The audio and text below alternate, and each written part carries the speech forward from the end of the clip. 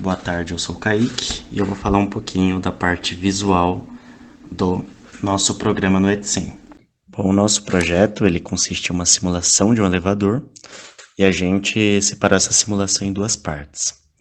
A primeira parte é o usuário estando fora do elevador, onde ele vai chamar o elevador no andar desejado para que ele se desloque até onde a pessoa está. Para fazer essa primeira etapa, a gente utilizou os suítes, onde o número representa o andar que o elevador irá se deslocar, e a seta é o botão de chamar. E toda essa simulação a gente vai mostrar no display LCD. Sobre essa primeira parte eu vou fazer uma simulação. Vamos supor que a pessoa esteja no andar 3 e ela chamou o elevador. Se a gente observar nesse display, o para foi para 3 e aqui tem um contador. O elevador está no andar 1, 2, até chegar no andar 3, que foi o andar solicitado. A segunda parte da simulação é a pessoa estando dentro do elevador. Ou seja, o elevador subiu até o andar solicitado, a pessoa entrou e aí a gente faz a simulação como se ela estivesse lá dentro. Para essa etapa a gente usou o teclado matricial, onde o número representa o andar que a pessoa deseja ir. Nesse exemplo, por exemplo, o elevador ele está no andar 3, ele foi chamado no andar 3. A pessoa entrou e agora ela quer ir até o andar 6. Vou clicar aqui no 6. O para já muda para 6. E aqui o contador, 4, 5, 6, que é onde o elevador vai parar. Bom, vamos supor agora que uma outra pessoa chamou o elevador no andar 1. Então o elevador está no andar 6, que foi o andar que ele parou, e uma outra pessoa o chamou no andar 1. Antes de fazer a simulação, seria bom observar, o que eu acabei não falando no restante das outras simulações, que o motor ele se move de acordo com o movimento do elevador. Então, se o elevador está descendo, o motor ele vai mover, como se a gente estivesse simulando o movimento do elevador, para um lado, e se ele estiver subindo, o motor ele se move para outro lado. O motor ele acompanha o movimento do elevador.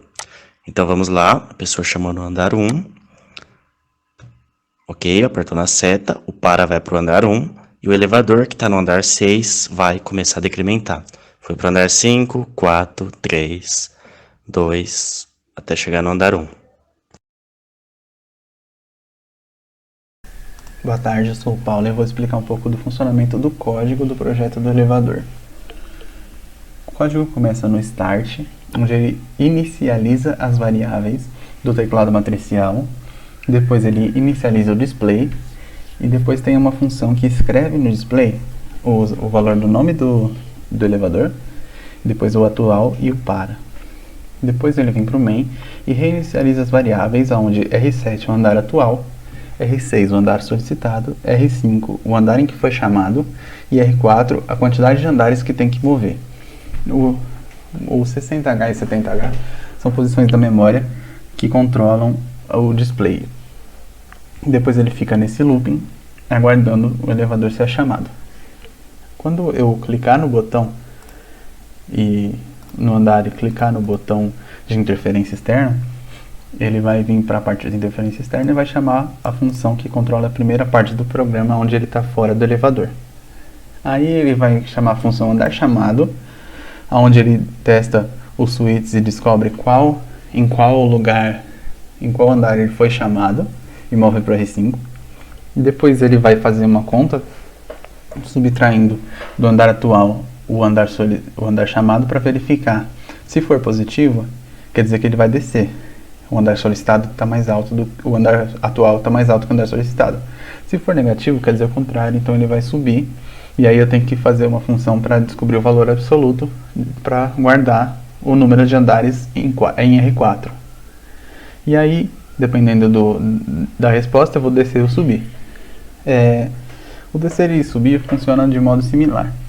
Então ele pega o andar em que foi chamado, que vai ser o andar para, e atualiza no display. Depois ele faz a conta, ele pega o andar atual e subtrai ou soma, dependendo do subir ou descer, para descobrir, subtrai ou soma o número de andares para descobrir, para atualizar o andar atual.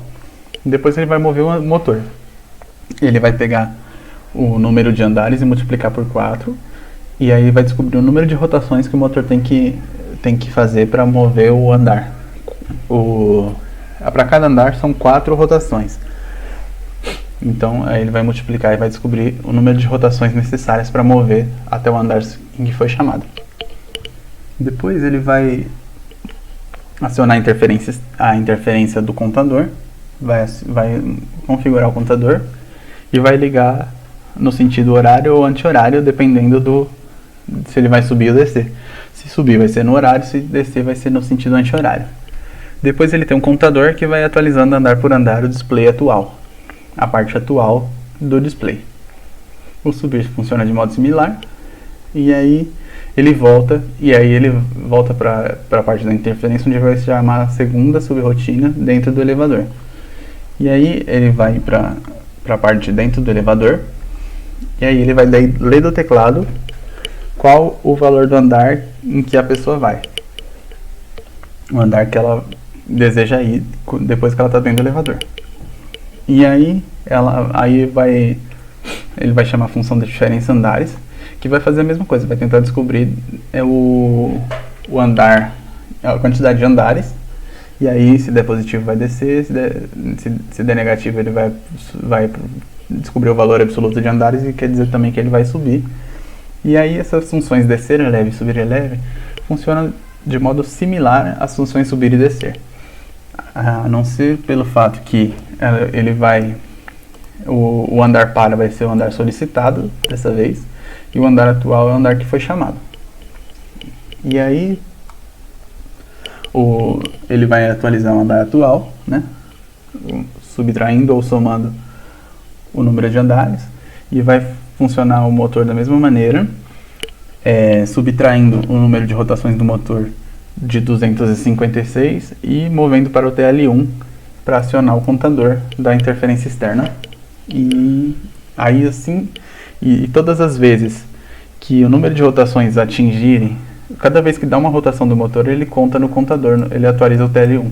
Quando o TL1 chega no FF, aonde o programa estiver, ele para e vai para a interrupção e desliga o motor.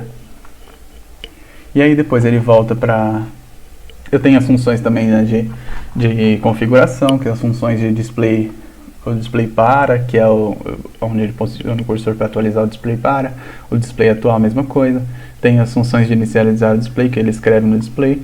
Tem as partes que ele guarda as strings. Tem as funções já prontas do Moodle, que não foram modificadas, foi do mesmo jeito que foi disponibilizado. Para inicializar display, limpar display, posicionar cursor e mandar caractere.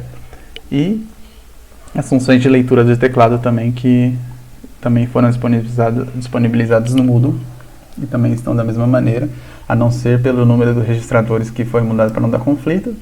E depois ele volta para cá e limpa o IE0 para poder voltar a ativar a interrupção externa caso seja solicitado por nível, porque por borda ele já faz isso automaticamente, né, como só para efeito de redundância.